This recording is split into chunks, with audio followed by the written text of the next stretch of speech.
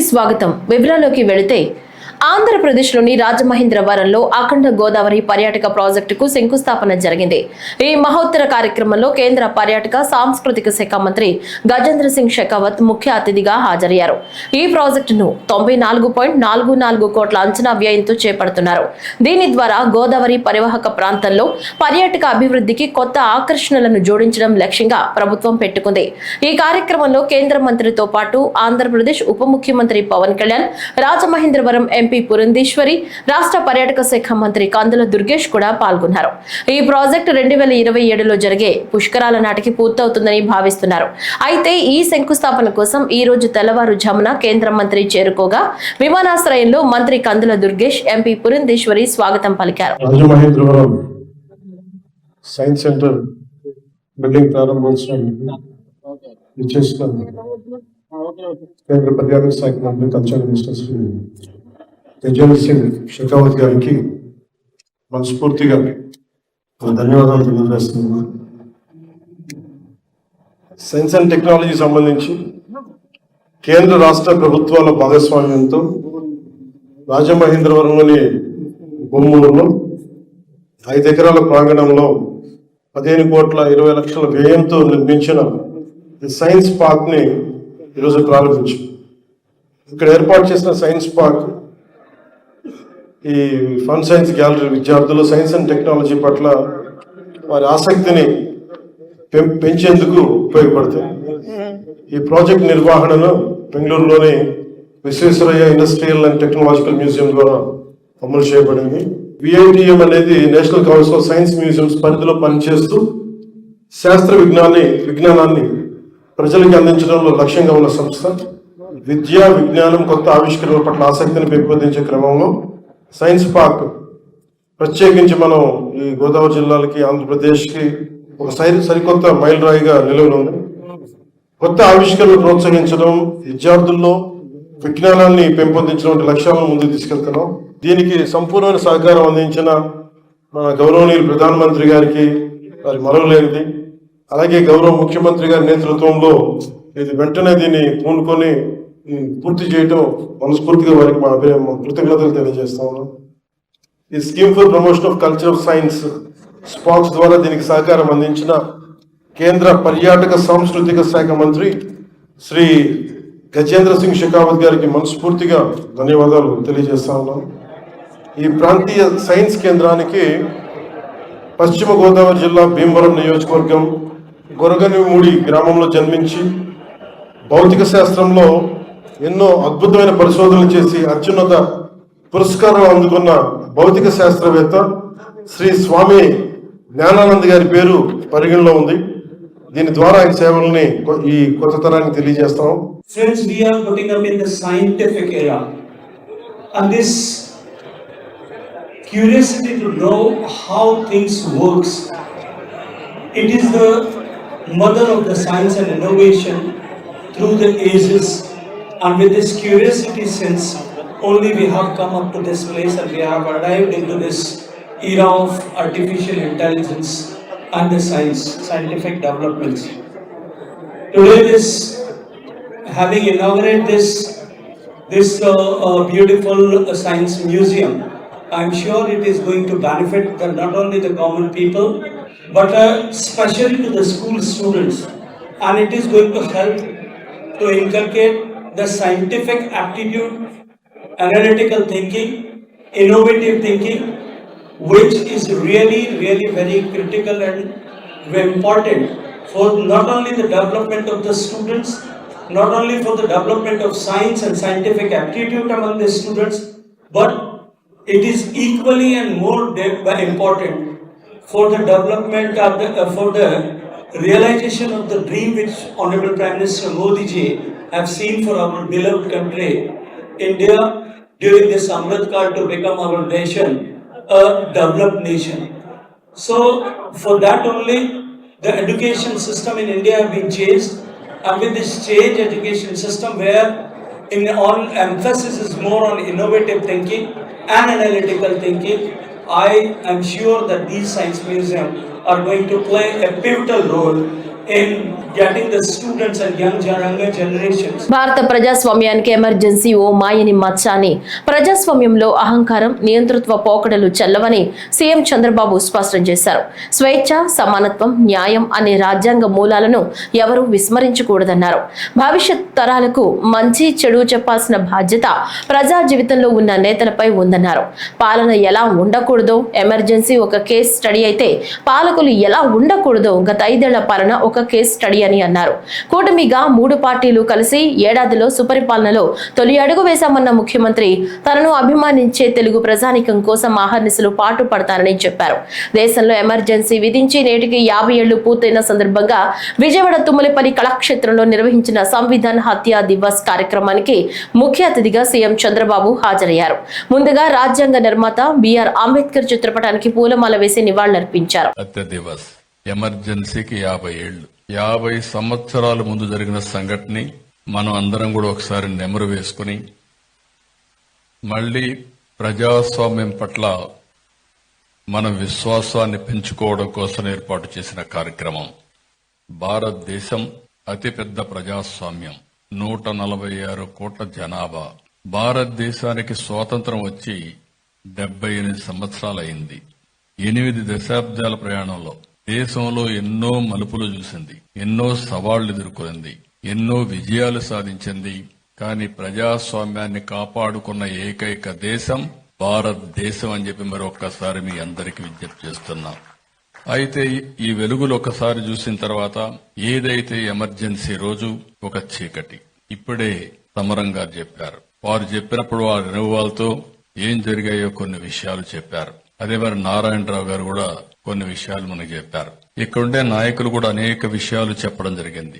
అయితే ఒక్కొక్కసారి మనం చెడును మరిచిపోయి మంచిని మళ్లీ గుర్తుపెట్టుకునే పరిస్థితి లేకపోతే అలాంటి పరిస్థితులు మళ్ళా పునరావృతం పరిస్థితి వస్తుంది. దాని పట్ల ఎప్పుడు జాగ్రత్తగా ఉండాలి. గతం ఎప్పుడు కూడా మనం మర్చిపోకూడదు. మంచి రోజులనే కాదు, చీకటి రోజులు కూడా గుర్తుపెట్టుకోవాలి. అప్పుడే ఏది మంచి ఏది చెడు అనే దానికి మనకు అర్థమవుతుంది. ముఖ్యంగా రాజకీయాల్లో ఉండే మాలాంటి వాళ్ళు, ప్రజా జీవితంలో ఉన్న ఇలాంటి మేమందరం కూడా ఒక బాధ్యతతో ఉండి భావితరాలకు మంచిని అందించవలసిన బాధ్యత మా అందరిపైన ఉంది. రాష్ట్ర ఆర్థిక శాఖపై ముఖ్యమంత్రి చంద్రబాబు నాయుడు సమీక్షించారు. రాష్ట్ర ఆర్థిక శాఖ స్థితిగతులు, రాబడులు, ఖర్చులపై సమీక్షించారు. సంక్షేమ పథకాలు, అభివృద్ధి కార్యక్రమాలకు నిధుల ఖర్చు, విడుదలపై సీఎం క్యాంపు కార్యాలయంలో మంత్రి పయ్యావుల కేశవ్, ఆర్థిక శాఖ అధికారులతో ముఖ్యమంత్రి చంద్రబాబు సమీక్ష చేశారు. పింఛన్లతో సహా సంక్షేమ కార్యక్రమాలకు ప్రతి నెలా వెచ్చిస్తున్న ఖర్చుతో పాటు రానున్న రోజుల్లో వివిధ పథకాల అమలు, అభివృద్ధి పనులకు ఖర్చు చేయాల్సిన నిధులపై చర్చించారు. ఆయా కార్యక్రమాల అమలుకు అవసరమైన నిధుల లభ్యతపై చర్చించారు. నాబార్డు నుంచి నిధులు సమీకరించి పంచాయతీరాజ్ శాఖపై ఎక్కువ ఖర్చు చేయాలని సీఎం ఈ సందర్భంగా సూచించారు. 14 ఏళ్ల ఆడబిడ్డ కనిపించడం లేదు పవన్ కళ్యాణ్ గారు ఆదుకోండి అంటూ మార్వాడి తల్లిదండ్రులు ప్లకార్డులు ప్రదర్శించారు. కాకినాడ జిల్లా కరప గ్రామంలో 18 ఏళ్ల క్రితం చెరువు వ్యాపారం చేసుకుంటూ మార్వాడి కుటుంబం స్థిరపడింది. ఈ నెల 8వ తేదీన ఒక కుటుంబానికి చెందిన 14 సంవత్సరాల బాలిక కనిపించడం లేదని పోలీసులకు ఫిర్యాదు చేశారు. పోలీసులు పట్టించుకోలేదంటూ బాధితులు ఆరోపిస్తున్నారు. పవన్ కళ్యాణ్ రాక కోసం ప్లకార్డులు పట్టుకుని బాధిత కుటుంబం ఎదురు చూస్తున్నారు. The story of India's tourism, the story of India's tourism transformation.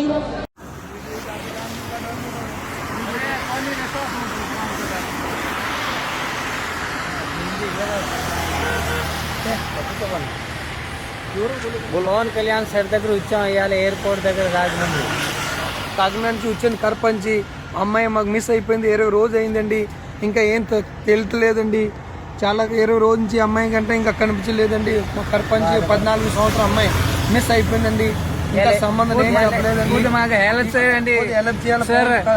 మీరు హెల్ప్ చేయండి, మాకు అమ్మ కావాలండి. అప్పుడు 20 రోజు అయింది.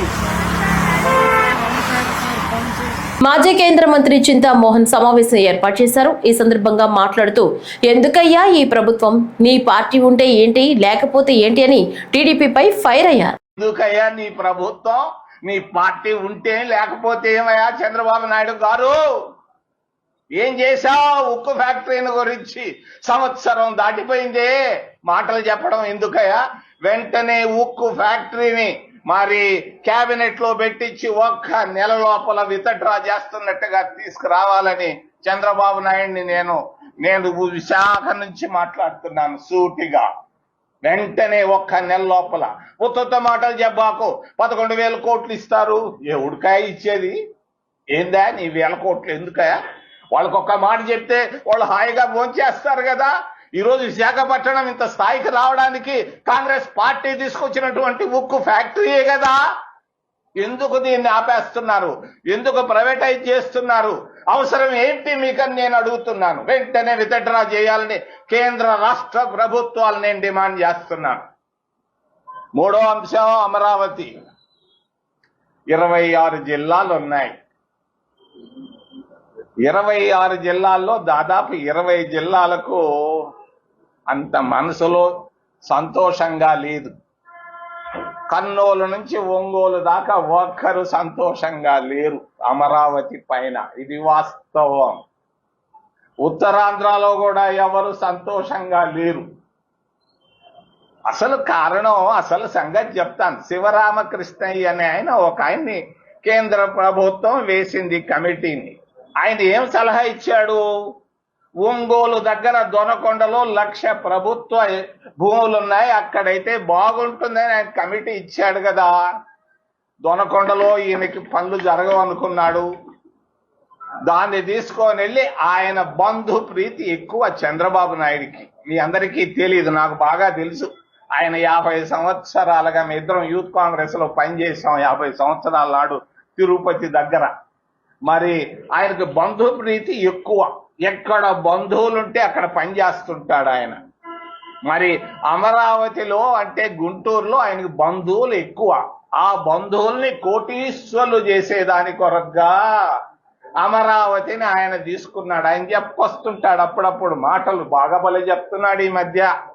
మరి దేవతల రాజధాని అన్నాడు. నేను వెళ్ళి చూశాను, ఎక్కడన్నా దేవుడు కనిపిస్తాడా అని. నాకు కనిపించిందల్లా కర్రతమ్మ చెట్లు, మరి అరటి చెట్లు, చెరుకు, ఈ తప్ప అడేమీ కనిపించటం లేదు. మరి మట్టి తీసి చూశాను, చేయబెట్టి లాగితే మూరడు మట్టి తీస్తే నీళ్లు వస్తున్నాయి. నీళ్లలో అమరావతి మరి రాజధాని కట్టడం ఎందుకయ్యా? బివి రాఘవులు, కామ్రేడ్ రాఘవులు గారు చెప్పారు, అయ్యా రాజధాని కట్టేదానికి 1000 ఎకరాలు చాలంటే 30,000 ఎకరాలు తీసుకున్నాడు. పల్నాడు జిల్లా కాంగ్రెస్ పార్టీ విస్తృత స్థాయి సమావేశం జరిగింది. ఈ కార్యక్రమానికి ముఖ్య అతిథిగా పిసిసి చీఫ్ వైఎస్ షర్మిలారెడ్డి పాల్గొన్నారు. ఈ సందర్భంగా మాట్లాడుతూ రాష్ట్రంలో కాంగ్రెస్ పార్టీ బలోపేతం అవుతుందని, విస్తృత స్థాయి సమావేశాల్లో అన్ని సూచనలు పరిగణలోకి తీసుకుంటున్నామని అన్నారు. రాష్ట్రంలో కాంగ్రెస్ బలపడడం రాజకీయంగా చాలా అవసరమని, కాంగ్రెస్ అధికారంలో వస్తేనే విభజన హామీలు సాధ్యమన్నారు. పల్నాడు జిల్లాలో కాంగ్రెస్ పార్టీ బలోపేతానికై ఈ జిల్లాకు సంబంధించిన లీడర్లు, కార్యకర్తలు అందరం కలిసి విస్తృత స్థాయి సమావేశాన్ని ఏర్పాటు చేసుకోవడం జరిగింది. దీని ముఖ్య ఉద్దేశం కాంగ్రెస్ పార్టీ బలోపేతమే. ముందు కార్యాచరణ ఎలా ఉండబోవాలి, ఏ ఇష్యూస్ టేకప్ చేయాలి, నాయకుల, జిల్లాకు సంబంధించిన కార్యకర్తల అభిప్రాయాలను, సూచనలు తీసుకోవడానికి, వాళ్ళకున్న ఇబ్బందులను తెలుసుకోవడానికి ఇక్కడికి కాంగ్రెస్ పార్టీ అధ్యక్షురాలిగా నేనే రావటం జరిగింది. కాంగ్రెస్ పార్టీ బలపడడం ఈరోజు రాజకీయంగా చాలా అవసరం. రాజకీయంగా మా పార్టీకి మాత్రమే కాదు, ఆంధ్ర రాష్ట్రానికి కూడా కాంగ్రెస్ పార్టీ బలపడాల్సిన అవసరం ఉంది. ఎందుకంటే ఒక కాంగ్రెస్ పార్టీ అధికారంలోకి వస్తే మాత్రమే ఆంధ్ర రాష్ట్రానికి సంబంధించిన విభజన హామీలలో ఏ ఒక్క హామీ అయినా నెరవేరే అవకాశం ఉంది అంటే అది ఒక కాంగ్రెస్ పార్టీ అధికారంలోకి వస్తే మాత్రమే సాధ్యమవుతుంది. బీజేపీ కేంద్రంలో 11 సంవత్సరాలుగా అధికారంలోనే ఉంది. కానీ ఒక్కటంటే ఒక్క విభజన హామీ కూడా ఇప్పటి వరకు పూర్తి చేయలేదు బీజేపీ. ఇప్పటికి కూడా మన రాజధానికి కావాల్సిన పూర్తి ఫండ్స్ వాళ్ళు ఇచ్చి కట్టాల్సి ఉంది విభజన హామీలో. అయితే ఇప్పటికీ కూడా వాళ్ళ అప్పులే ఇస్తున్నారు. పోలవరం ప్రాజెక్టు జాతీయ ప్రాజెక్టుగా పూర్తి చేయాల్సిన బాధ్యత కేంద్రానిదైతే ఇప్పటికీ కూడా 45 మీటర్లలో కాదు 41 మీటర్లోనే దీన్ని పూర్తి చేయాలి అని పార్లమెంట్లో చెప్పినా కూడా వైసీపీకి చెందిన ఎంపీలు కానీ, టీడీపీకి చెందిన ఎంపీలు కానీ, జనసేనకు చెందిన ఎంపీలు కానీ ఏ ఒక్కరూ నోరు విప్పలేదు. ఇలా రాష్ట్ర ప్రయోజనాలను బీజేపీతో సంబంధాల కోసం అటు వైసీపీ అయినా, టీడీపీ అయినా, జనసేన అయినా ఈ నాయకులందరూ వాళ్ళ స్వార్థ రాజకీయాలు చూసుకుంటున్నారు తప్పితే రాష్ట్ర ప్రయోజనాలను బీజేపీకి తాకట్టు ఎప్పుడో పెట్టేశారు. ఏసీబీ వలకు మరో అవినీతి తిమింగలం చిక్కింది. రైతు భూమి పాస్ బుక్ కోసం 20,000 లంచం తీసుకుంటూ ఏసీబీకి వీఆర్ఓ చిక్కారు.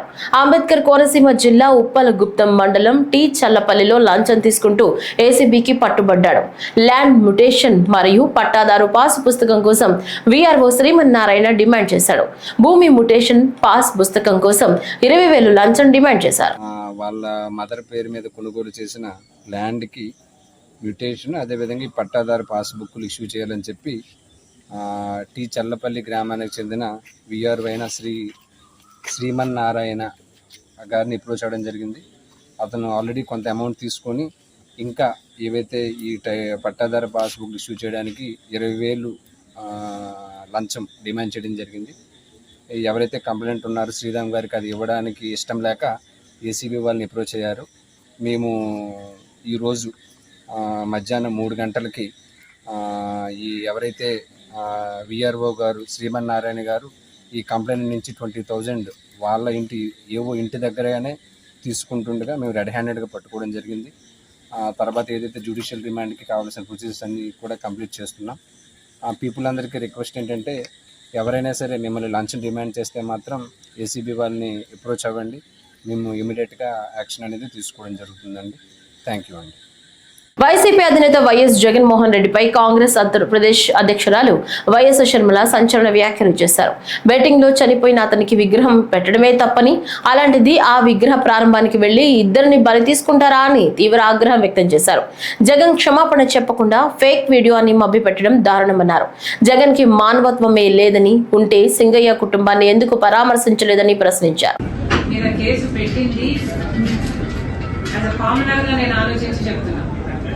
జగన్మోహన్ రెడ్డి గారికి ఇచ్చింది పర్మిషన్ 100 మంది 3 వెహికల్స్. అక్కడ జగన్మోహన్ రెడ్డి గారు జన సమీకరణ చేసింది 1,000 మంది. 50 పైగా కార్లు వేసుకొని వెళ్లడము జగన్మోహన్ రెడ్డి గారు చేసిన మొదటి తప్పు. రెండో తప్పు, జగన్మోహన్ రెడ్డి గారు సైడ్ బోర్డు మీద నిలబడి కాన్వాయ్ సాగుతుండగా ఈయన షేక్ హ్యాండ్ ఇయ్యబోయారు. జనం అటువైపు నుంచి జగన్మోహన్ రెడ్డి గారికి షేక్ హ్యాండ్ ఇవ్వాలని ఆయన మీద పడుతున్నప్పుడు ఆ తోపులాట్లో జనమంతా కారు దగ్గరికి వచ్చే క్రమంలో ఒక మనిషి కారు టైర్ల కింద పడి అది చూసుకోకుండా ఆ డ్రైవర్ ఈడ్చుకొని వెళ్లడము తప్పు. బేసిక్ గా ఇక్కడ ఉల్లంఘన జరిగింది డ్రైవర్ వల్లే, కాదని ఎవరు అంటలేదు. ఇది యాక్సిడెంటే, డ్రైవర్ కూడా కావాలని చేశారని ఎవరు అంటలేదు. కాకపోతే ఆ పరిస్థితుల్లో అన్ని గమనిస్తే తప్పులు చాలా వైపుల నుంచి జరిగాయి. పోలీసులు 100 మందితో వెళ్ళమంటే 1000 మంది లేకపోతే 1000 మంది అక్కడ ఎందుకున్నారు? జగన్మోహన్ రెడ్డి గారు సైడ్ బోర్డు మీద ఎందుకున్నారు? యాక్సిడెంట్ జరిగి ఆ మనిషి టైర్ కింద పడితే పక్కన మనుషులు కారు ఆపమంటే ఆ మనిషిని పక్కకు లాగి పడేసి మళ్ళీ కాన్వాయ్ వెంటనే సాగిపోవడం ఏమిటి?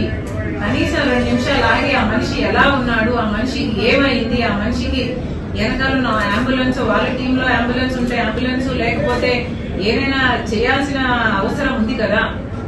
అది కూడా వాళ్ళ కార్యకర్తే కదా, వైసీపీ కార్యకర్త అయ్యుండి జగన్మోహన్ రెడ్డి గారికి షేక్ హ్యాండ్ ఇయ్యబోయి ఆయన వాళ్ళ కాలు కిందనే పడితే కనీసం పట్టించుకోకుండా, కనీసం మానవత్వం లేకుండా దాటుకొని వెళ్లడం తప్పు. ఇలా డిఫరెంట్ స్టేజెస్ లో చాలా మంది తప్పులు ఉన్నాయి కాబట్టి వాళ్ళ మీద కేసులు పెట్టారేమో. ఐఎమ్ నాట్ ద పోలీస్, ఎందుకు ఇచ్చారో నేను చెప్పలేను. వాళ్ళు ఏమైనా నోటీస్ ఇస్తేనో లేకపోతే కార్ సీజ్ చేస్తేనో I'm sure they know the procedure and the process. Ambedkar Konaseema జిల్లా కొత్తపేట మండలం మందపల్లిలో వేంచేసి ఉన్న మందేశ్వర స్వామివారి ఆలయంలో భక్తులకు అన్ని మౌలిక సదుపాయాలు కల్పించేందుకు కృషి చేస్తానని దేవస్థానం నూతన సహాయ కమిషనర్ కార్యనిర్వహణాధికారి డి సురేష్ బాబు తెలిపారు. దేవస్థానం కార్యాలయంలో ఆయన నూతన కార్యనిర్వహణాధికారిగా బాధ్యతలు చేపట్టారు. ఈ సందర్భంగా మాట్లాడుతూ భక్తులకు మెరుగైన సౌకర్యాల కల్పన, దేవస్థానం అభివృద్ధి పనులపై ప్రత్యేక శ్రద్ధ పెడతానని చెప్పారు. దేవస్థానంలో ప్రత్యేకమైన తైలాభిషేకాలకు భక్తులు స్వచ్ఛమైన నువ్వుల నూనె మాత్రమే వాడాలని సూచించారు. అంబేద్కర్ కోనసీమ జిల్లా కొత్తపేట మండలం మందపల్లి గ్రామంలో వేంచేస్తున్న పవిత్ర క్షేత్రం మందేశ్వర స్వామివారి దేవస్థానం కార్యనిర్వహణ అధికారిగా ఎగ్జిక్యూటివ్ ఆఫీసర్గా ఈరోజు బాధ్యతలు స్వీకరించి ఉన్నాను. నేను రాజానగరం అన్నదాన సత్రం నుంచి ఇక్కడికి వచ్చాను. ఇక్కడ సహాయ కమిషనర్ అండ్ ఎగ్జిక్యూటివ్ ఆఫీసర్గా పదవి బాధ్యతలు ఈరోజు నేను స్వీకరించాను. మన మందపల్లిలో వేయించేసిన శనీశ్వర దేవస్థానం అంటే మందేశ్వర స్వామి దేవస్థానం భారతదేశంలో శనీశ్వరుడితో స్థాపించబడ్డ శనీశ్వర శివలింగం మందపల్లిలోని గ్రామంలోనే వేయించేసి ఉన్నది. కావున దేశ విదేశాల నుంచి వచ్చే భక్తులు కానీ రాష్ట్రం నుంచి వచ్చే వివిధ భక్తులకు కానీ ఈ శనీశ్వర స్వామి దేవస్థానం నందు స్వచ్ఛమైన నువ్వుల నూనెతో గానుగు నూనెతో అభిషేకం చేస్తే వారి కోరికలు ఫలిస్తాయి. ఖచ్చితంగా ఇక్కడికి వచ్చే భక్తులందరికీ మరిన్ని మెరుగైన సౌకర్యాలు నేను కల్పించడానికి కృషి చేస్తున్నాను. ఇక్కడ ముఖ్యంగా ఏంటంటే భక్తులకి మనవి, నా విజ్ఞప్తి ఏంటంటే మీరు స్వచ్ఛమైన గానుగు నూనె తీసుకోండి. స్వచ్ఛమైన గానుగు నూనెతోటి అభిషేకం చేస్తేనే ఈశ్వరుడు మెచ్చి మీ ప్రార్థనలు ఫలిస్తాయి, మీ కోరికలు ఫలిస్తాయి. స్వచ్ఛమైన గానుగు నూనె వాడటానికే ట్రై చేయండి. ఇక్కడికి వచ్చిన భక్తులకి ఏంటంటే సౌకర్యం మెయిన్. వాళ్ళ బ్యాగులు, వాళ్ళ వచ్చిన సామాన్లు, పెట్టెలు అన్నీ దాచుకోవటానికి ఒక హాలు నిర్మిస్తున్నాం. వచ్చిన భక్తులకు అభిషేకం చేసుకోవడానికి అభిషేకం కాంప్లెక్స్ ఒకటి ఈ పుష్కరాల నిధులతో తీసుకుని కాంప్లెక్స్ నిర్మాణం చేద్దామని చూస్తున్నాం. ఎమ్మెల్యే బండారు సత్యానంద గారి ఆశీస్సులతో నేను ఈ పదవిలోకి వచ్చాను.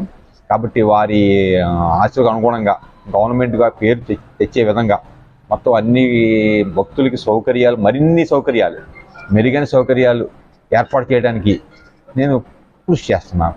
విశాఖలో భారీగా పీడీఎస్ బియ్యం పట్టుబడ్డాయి. పేదలకు అందించాల్సిన బియ్యం 3 లారీల నిండా తరలిస్తున్నారు. పార్టీ అండతో విశాఖలో పీడీఎస్ బియ్యం మాఫియా రెచ్చిపోతున్నట్లుగా స్థానికులు ఆరోపిస్తున్నారు. మహబూబాబాద్ లోని ముకుందా థియేటర్లో రాత్రి కుబేర సినిమా సెకండ్ షో చూస్తుండగా ఒక్కసారిగా ప్రేక్షకుల మీద ఊడిపడిన సీలింగ్ పైకప్పు పలువురికి స్వల్ప గాయాలయ్యాయి. దీంతో థియేటర్ యాజమాన్యంతో ప్రేక్షకులు రాత్రి గొడవకు దిగారు. నిర్లక్ష్యంగా వ్యవహరించిన థియేటర్ యాజమాన్యంపై చర్యలు తీసుకోవాలని డిమాండ్ చేస్తున్నారు.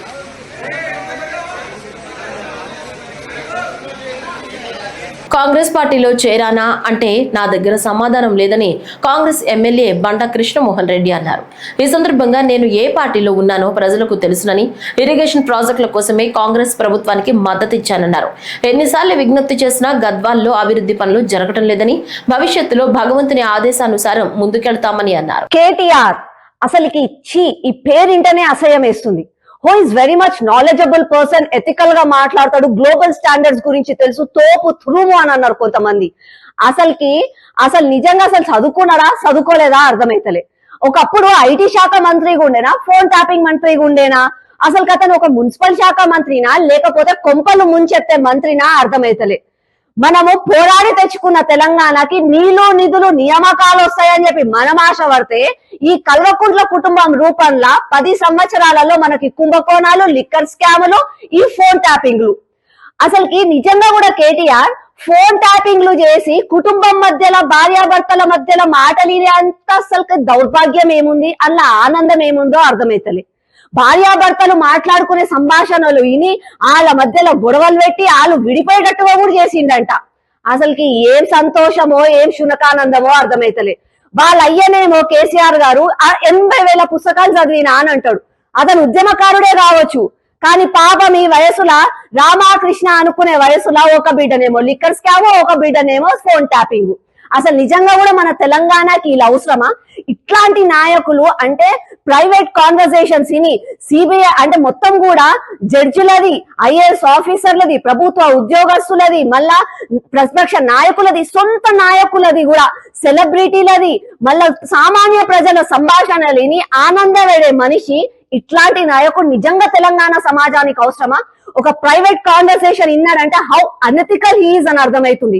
నాలెడ్జబుల్ పర్సన్ అంటారు, but I feel he's the most stupidest person in Telangana. ఇప్పటికైనా కాంగ్రెస్ ప్రభుత్వం రేవంత్ రెడ్డి గారు వీళ్ళకి శిక్ష వేయించండి. మీకు చేత కాకపోతే సిబిఐ ఎంక్వైరీ చేయించండి. అంతేగాని నాదేమో ఓటుకు నోటు కేసు, ఈయనదేమో ఫోన్ ట్యాపింగ్ కేసు, రెండు మాఫీ అంతే మాత్రం తెలంగాణ సమాజం ఊకోదు. వాళ్ళకి ఏం చేసింది? ఆ రోజు వాళ్ళు చేసిన తప్పులను ఎదిరించి ఓటేయకపోతే ఫామ్ హౌస్ కాల్ చేరుకున్నారు. మళ్ళా కేటీఆర్ ఇప్పటికైనా తెలివి తెచ్చుకోండి. మళ్ళా 3.0 అభి బాకీ హే, అభి హమ్ ఆయేంగే, సింహం రాబోతుంది, ఇట్లాంటి పిచ్చి మాటలు మాట్లాడిననుకో, ఒక్కసారి తెలంగాణ ప్రజలు గిట గట్టిగా ఆలోచించుకున్నారనుకో, మళ్ళా పోవడానికి ఫామ్ హౌస్ కూడా గతుండదు, దాచుకోవడానికి ఏమి కూడా మీకు గతుండకుండా అవుతుంది. ఇప్పటికైనా తెలంగాణ సమాజానికి క్షమాపణ చెప్పండి. తప్పు చేసిన వాళ్ళందరూ బయటికి రండి. టీటీడీ ఎస్వి ప్రాణదాన ట్రస్ట్ కు 1 కోటి రూపాయల విరాళం గూగుల్ వైస్ ప్రెసిడెంట్ ఎన్ఆర్ఐ తోట చంద్రశేఖర్ ఇచ్చారు. టీటీడీ చైర్మన్ బిఆర్ నాయుడిని క్యాంపు కార్యాలయంలో కలిసి విరాళం చెక్కుని అందజేశారు. దాతను అభినందించారు చైర్మన్. అంతర్జాతీయ యాంటీ డ్రగ్స్ డే సందర్భంగా ఆంధ్రప్రదేశ్ రాష్ట్ర ముఖ్యమంత్రి వర్యులు నారా చంద్రబాబు నాయుడు ఆదేశాల మేరకు ఎన్టీఆర్ జిల్లా పోలీస్ శాఖ వారి ఆధ్వర్యంలో జగ్గయ్యపేట పట్టణంలో నిర్వహించిన డ్రగ్స్ అవగాహన కార్యక్రమంలో శాసనసభ్యులు Sriram Rajagopal Tatayya, KDCC bank chairman Nettem Raghuram, DSP AGB Tilak, rural DCP KN Maheswararaju, municipal chairman Rangapuram Raghavendra, నియోజకవర్గ సమన్వయ కమిటీ సభ్యులు శ్రీరామ్ ధనుంజయ్, పోలీస్ అధికారులు పాల్గొని చిల్లకల్లు రోడ్డులో గల ఛత్రపతి శివాజీ విగ్రహం వద్ద నుంచి ఎన్టీఆర్ సర్కిల్ వరకు ర్యాలీ నిర్వహించారు. ఈ సందర్భంగా ఎమ్మెల్యే శ్రీరామ్ రాజగోపాల్ మాట్లాడుతూ, యువత భవిష్యత్ కోసం మనమందరం కలిసికట్టుగా పనిచేయాలని, డ్రగ్స్ లాంటి వ్యసనాలు యువతను మానసికంగా, శారీరకంగా నాశనం చేస్తున్నాయన్నారు. అంతర్జాతీయ డ్రగ్ వ్యతిరేక దినోత్సవం జరుపుకుంటా ఉన్నాం. అంటే నిజంగా ఈ డ్రగ్స్ అనేది, డ్రగ్స్ వాడకం వల్ల దేశమే కాదు ప్రపంచం మొత్తం కూడా ఇబ్బంది పడే పరిస్థితిలో దీన్ని మరి అంతర్జాతీయంగా దీన్ని డ్రగ్స్ వ్యతిరేక దినంగా మనం పిలుచుకోవడం చేస్తా ఉన్నాం.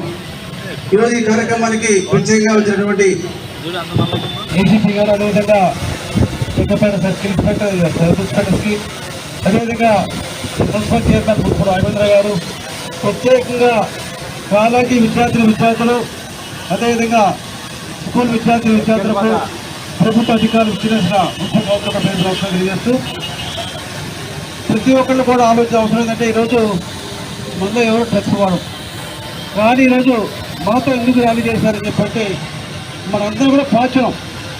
ఎవరైనా సమాజంలో డ్రగ్స్ వాడితే వాళ్ళు వ్యతిరేకించడం, వాడు మోటివేట్ చేయడం, అవసరమైతే ఆ తల్లిదండ్రులు తెలియజేసి మీ పిల్లలు డ్రగ్స్ వాడుతున్నారు, దానివల్ల ఆ కుటుంబానికి, సమాజానికి మొత్తానికి కూడా చాలా ఇబ్బందులు పడతారు విషయాన్ని మనందరూ తెలిసినప్పుడు, ఎక్కడ కూడా పోలీస్కి ఇన్ఫర్మేషన్ ఇవ్వాలంటే పబ్లిక్ నుంచి పలానా చోట డ్రగ్స్ వాడుతామని చెప్పినప్పుడు పోలీస్ యాక్షన్ తీసుకుంటుంది. డ్రగ్స్ వాడటం వల్ల చాలామంది సమాజంలో హత్యలు కావచ్చు, ఆత్మహత్యలు కావచ్చు, దొంగతనాలు కావచ్చు, కొట్టాడు కావచ్చు, ఎన్ని కూడా ఎవరైతే డ్రగ్స్ వాడతారో వాళ్ళ వల్ల ఎక్కువ శాతం ఇటువంటి సమాజంలో జరుగుతూ ఉన్నాయి. ఇటువంటి సమాజంలో ముందు వ్యక్తి నుంచి కుటుంబం సమాజం మొత్తం కూడా నాశనం ప్రమాదం ఉంది. కాబట్టి మనందరం కూడా బాధ్యత తీసుకుని డ్రగ్స్ రహిత సమాజాన్ని, డ్రగ్స్ రహిత రాష్ట్రాన్ని, డ్రగ్స్ రహిత సమాజం ఏర్పాటు చేసుకోవాలి. డాక్టర్ బిఆర్ అంబేద్కర్ కోనసీమ జిల్లా అమలాపురం రూరల్ మండలం కామనగరువు గ్రామ పంచాయతీ చిట్టమ్మ చెరువు ఏరియాలో ప్రజలు మంచినీటి కష్టాలతో అల్లాడుతున్నారు. కామనగరువు గ్రామ పంచాయతీ పరిధిలోని చిట్టెం చెరువు ప్రాంతానికి వచ్చేసరికి జల్ జీవన్ మిషన్ ద్వారా అందిస్తున్న మంచినీటి సరఫరా అందకపోవడంతో నీటి కోసం కుళాయిల వద్ద గోతులు ఏర్పరచుకుని ఆ గోతుల్లో బిందులు ఉంచితే గానీ నీళ్లు రాని పరిస్థితి ఏర్పడింది. రోజు ఉదయాన్నే నీరు పట్టుకోవాలంటే గోతులకు దిగి పట్టుకోవాల్సిందేనని మహిళలు ఆవేదన వ్యక్తం చేస్తున్నారు. రోజు ఇలా జరుగుతున్నా సరే పంచాయతీ అధికారులు తమకు ఏం పట్టనట్లు చోద్యం చూస్తున్నారని మహిళలు ఆవేదన వ్యక్తం చేస్తున్నారు. మాకు ఎప్పటి నుంచో వాటర్ ప్రాబ్లం అండి. అయినా ఏదో వాటర్ వేసారండి, వేసినా కానీ మళ్ళీ మానేయడం వల్ల వాటర్ రాకపోవడం వల్ల మేము గోతులు తవ్వుకున్నామండి. ఆ గోతుల్లో నుంచి నీళ్లు తోడుకుంటున్నాము, అవి కూడా బాగోట్లేదు. మురికి నీళ్లు ఏదో డ్రైన్ వాటర్ లాంటి వాసన వస్తున్నది. అయినప్పటికీ అయ్యే పట్టుకుని మేము వాడుకుంటున్నాము. మాకు అందుకే మేము అనారోగ్య పాలు అవుతున్నామండి. మరి అధికారులు ఉన్నారు కానీ ఎవరు మాకు సహాయం చేసే వాళ్ళు ఎవరు లేరు. ఈ వాటర్ ప్రాబ్లంకు తీర్చమని మేము అధికారిని అడుగుతున్నామండి.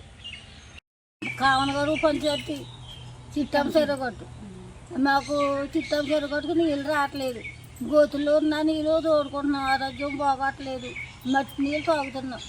మీరు అధికారులు మాకు ఏమైనా సాయం చేసి మంచినీళ్ళు రప్పిస్తారని అడుగుతున్నాం. కావన గారు పంచాయతీ చిత్తం చెరుగట్టు, మాకు చిత్తం చెరుగట్టుకు నీళ్ళు రావట్లేదు, గోతుల్లో ఉన్న నీళ్ళు తోడుకుంటున్నాం, ఆరోగ్యం బాగోట్లేదు, మట్టి నీళ్ళు తాగుతున్నాం. మీరు అధికారులు మాకు ఏమైనా సాయం చేసి మంచినీళ్ళు రప్పిస్తారని అడుగుతున్నాం. మాదక ద్రవ్యాలను సంపూర్ణంగా నిర్మూలించగలిగితేనే రాష్ట్రాభివృద్ధి, దేశాభివృద్ధి సాధ్యపడుతుందని ఆంధ్రప్రదేశ్ క్రీడా ప్రాధికార సంస్థ శాప్ చైర్మన్ అనిమిని రవినాయుడు పేర్కొన్నారు.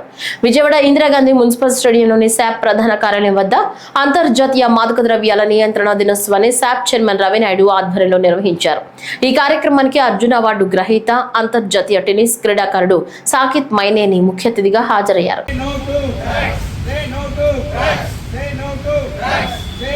పచ్చని భూమిని కాపాడుకుంటూ చెట్లని చిన్ననాటి నుంచే నాటుతో వాతావరణంలో కాలుష్యాన్ని నిర్మూలించాలని కడప జిల్లాకు చెందిన కోటా కార్తీక్ అనే డిగ్రీ చదివే విద్యార్థి మరియు సైకిల్ పై భారతదేశ యాత్రలో భాగంగా గుంటూరు వచ్చారు.